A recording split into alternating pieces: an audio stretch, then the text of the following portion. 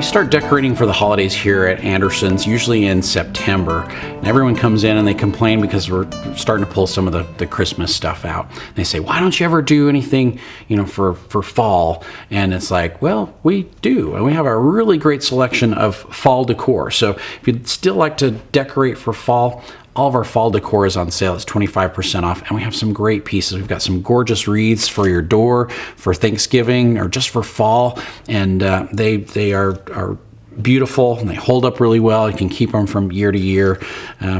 Wreaths work great, but we also have some other tabletop decor.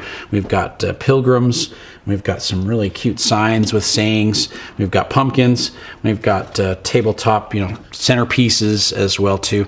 So basically what you really need to do is just come down to the store. We've got some amazing fall candles burning that just smell like pumpkin spice, makes the store smell great. All of our fall decor is on sale. It's 25% off, and we just have some really nice pieces that you can add to your fall decorations just to make your home a little bit more festive for Thanksgiving and for the holidays as well too.